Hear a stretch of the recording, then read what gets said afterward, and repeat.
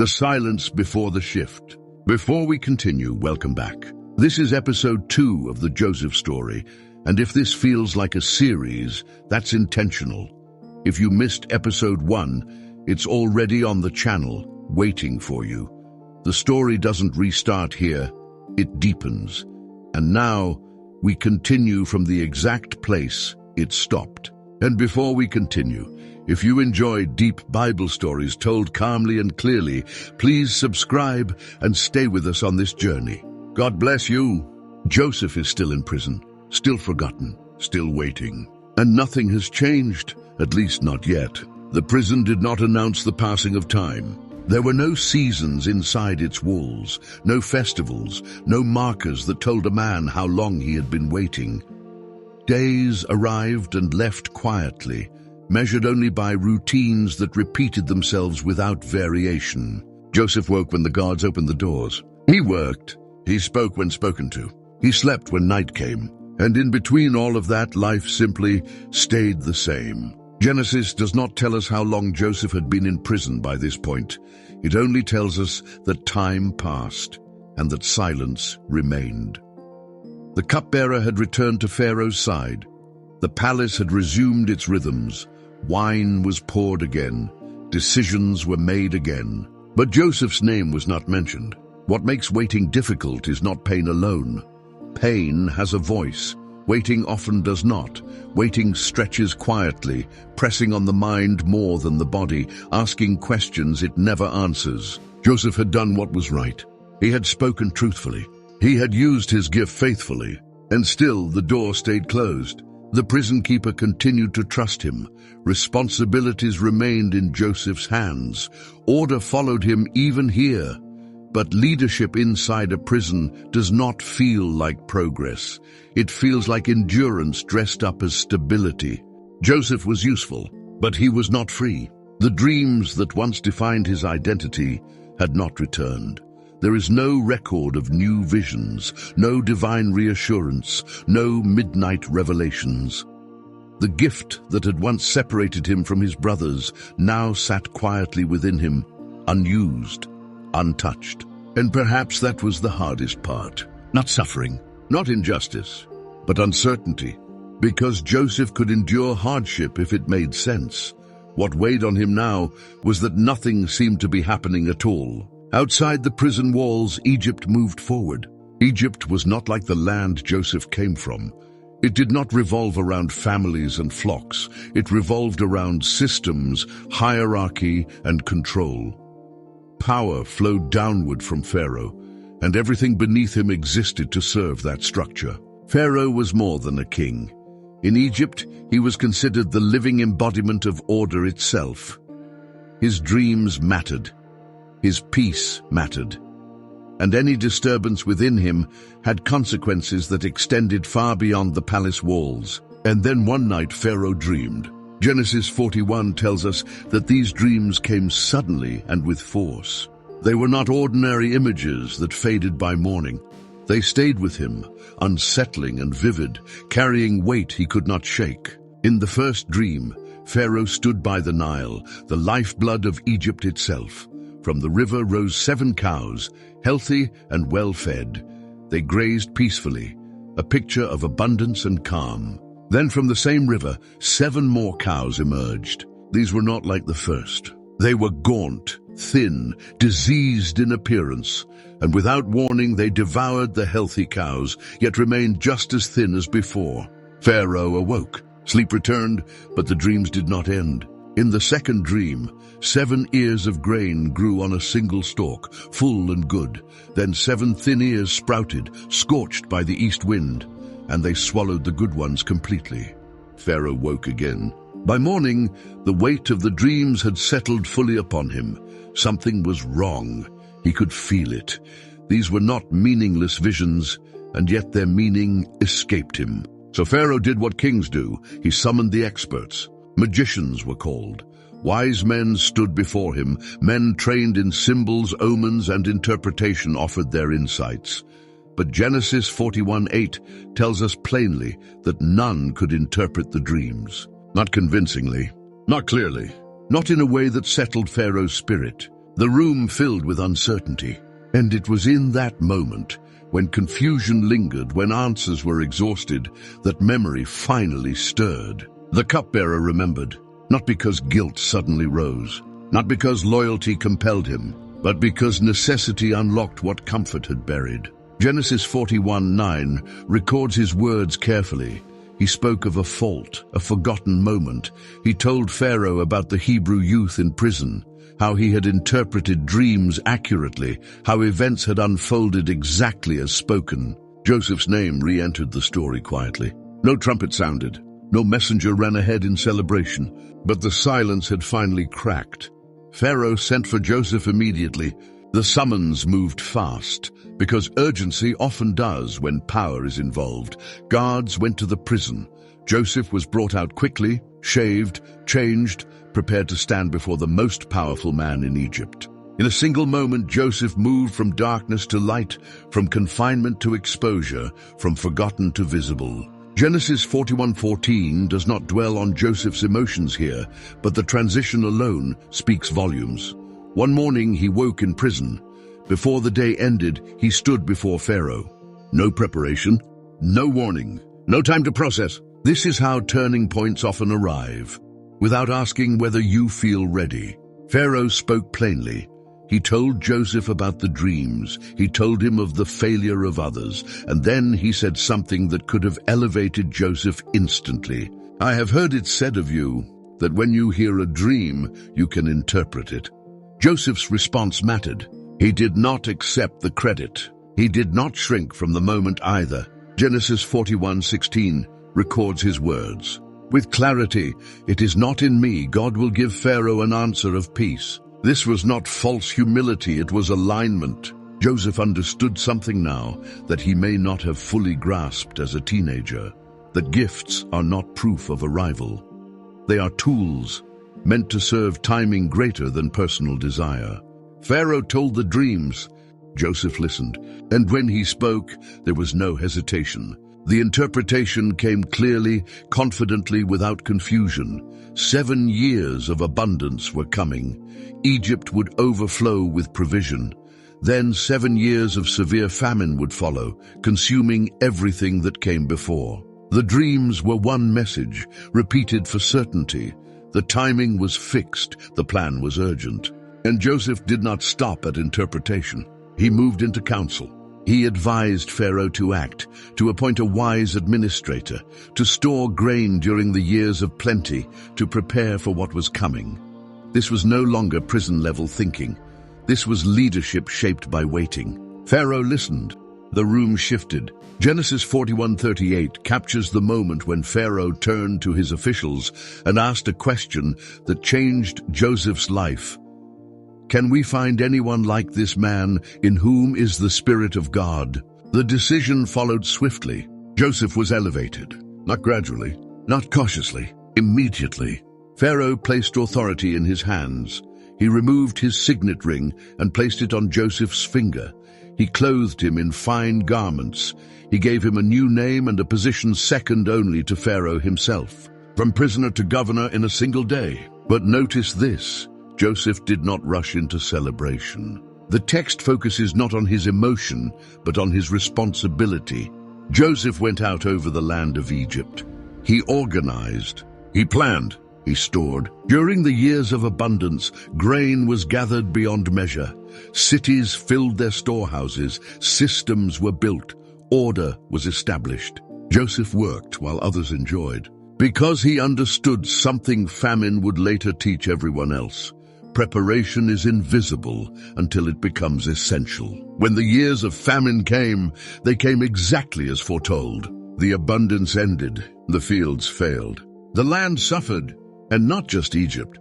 Genesis 41:57 tells us that all the earth came to Egypt to buy grain because the famine was severe everywhere, including Canaan, including Joseph's homeland, including his father's house. The stage was being set, not by coincidence, not by chance, but by timing that had been moving quietly for years. Jacob heard there was grain in Egypt. He sent his sons, and Joseph prepared to meet the past he never thought he would face again. But that meeting, and what it would awaken belongs to the next movement of the story. Because power tests differently than pain, and reconciliation costs more than survival. Joseph's silence had ended, but the hardest chapters were not behind him yet. The prison had shaped him, and in the next part, the brothers who once stripped him of his robe will stand before him, unaware, unprotected, and desperate. And Joseph will have to decide who he has truly become. If this story is speaking to you, subscribe and walk through Scripture with me.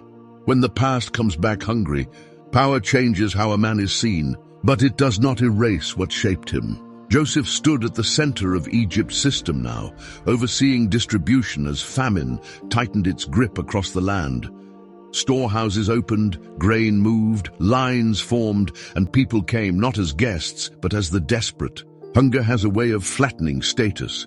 Farmers stood beside nobles. Foreigners waited beside citizens. Need made everyone equal. And among those foreigners were 10 men from Canaan. Genesis 42 tells us they arrived without announcement, without recognition, without any sense of what awaited them. They came as sons sent by their father, not knowing they were walking directly into the center of a story they thought they had buried. Joseph saw them. The text is simple, almost restrained, but the moment itself was anything but. He recognized them immediately. Their faces were older, their bodies heavier, years of labor and consequence written into posture and expression. But they were unmistakably the same men. The brothers who had stripped him, the brothers who had eaten while he waited in the pit, the brothers who had watched him disappear down a road he never chose. They did not recognize him. How could they? Joseph was no longer the boy they remembered. He wore Egyptian garments. He spoke through an interpreter. Authority surrounded him. Nothing about his appearance invited familiarity. And yet, Genesis 42:7 tells us that Joseph remembered his dreams, not with pride, not with satisfaction, but with clarity. This moment, this alignment, had taken decades to arrive. Joseph spoke harshly to them, not cruelly but firmly. He questioned their intentions, accused them of espionage, pressed them for information. The words unsettled them, and that was intentional. He was not seeking revenge. He was seeking truth. The brothers defended themselves quickly. They spoke of their father. They spoke of their youngest brother who remained at home. They spoke of family. And then, without realizing it, they spoke words that reopened a wound Joseph had carried silently. "We are 12 brothers," they said. "One is no more. One is no more." That was how they described him. Joseph turned away. Genesis does not dramatize the moment, but it tells us he wept. Quietly, away from their sight. Power had not numbed him. Time had not erased memory, but tears did not control his actions. Joseph returned and set conditions. They would be imprisoned briefly. One would remain behind. The rest would return to Canaan and bring back the youngest brother as proof of truth. The brothers agreed.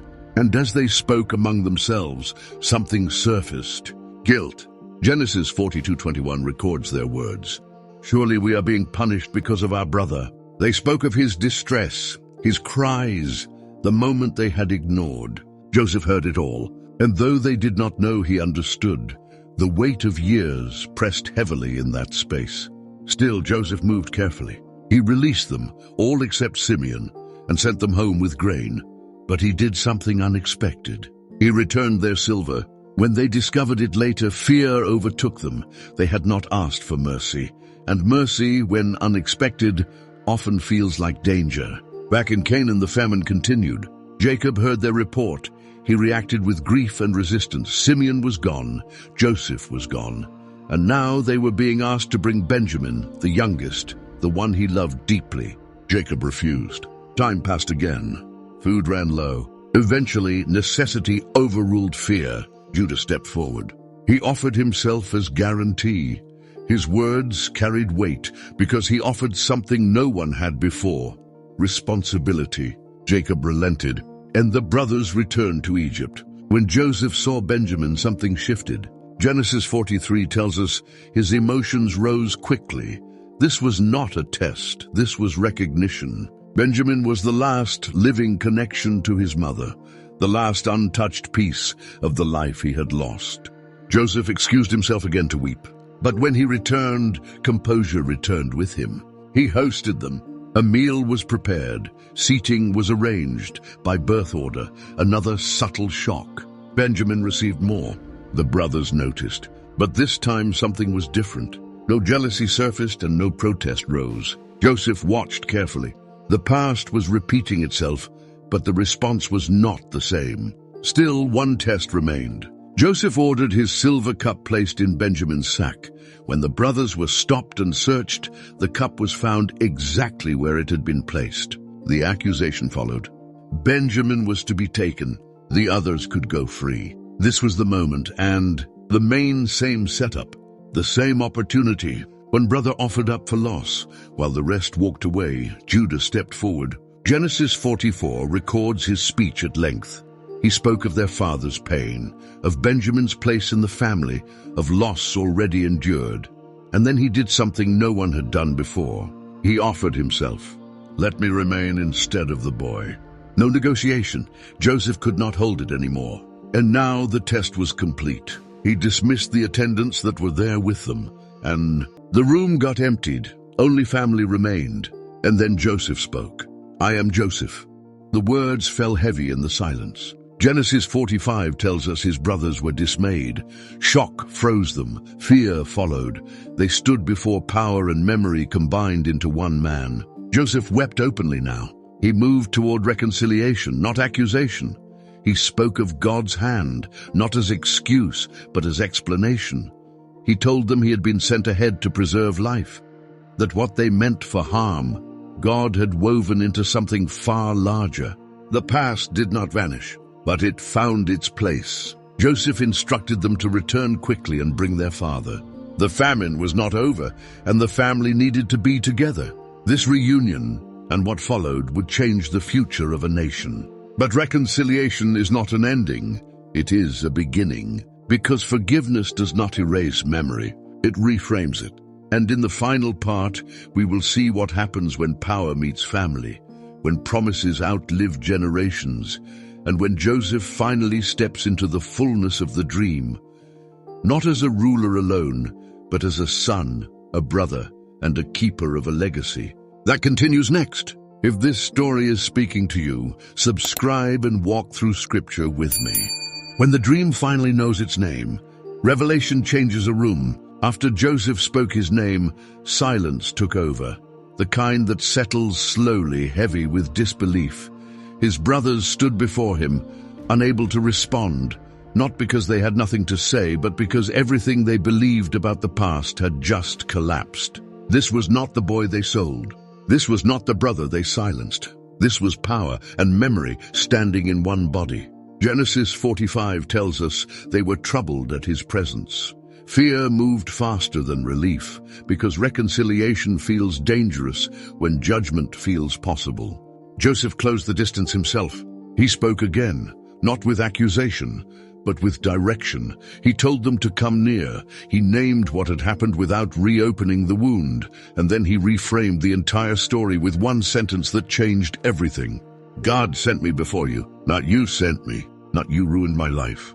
God sent me. This was not denial. It was interpretation. Joseph did not rewrite history. He placed it inside something larger than blame. Years of loss suddenly had context. Pain did not disappear, but it gained meaning. He told them not to be distressed, not to be angry with themselves, because survival, not revenge, had been the purpose all along. The famine was not over. 5 years remained. Egypt would endure, but Canaan would not without provision. And Joseph's rise was not just personal elevation, it was preparation for preservation. The brothers were sent back with urgency. They returned to Jacob carrying words that sounded impossible. Joseph is alive, not just alive, ruling. Genesis 45 says Jacob's heart stood still. Belief did not come easily. Joy arrived slowly, cautiously, as proof followed words. And when understanding finally settled, something ancient stirred. Enough, Jacob said. I will go and see him before I die. The journey to Egypt was not only physical, it was generational. Jacob left the land of promise with hesitation, but God met him on the way. Genesis 46 records the reassurance clearly. Fear acknowledged, promise reaffirmed. Egypt would not be the end. It would be a chapter. When Jacob and Joseph met, the moment unfolded without haste. No speeches, no explanations. Joseph embraced his father.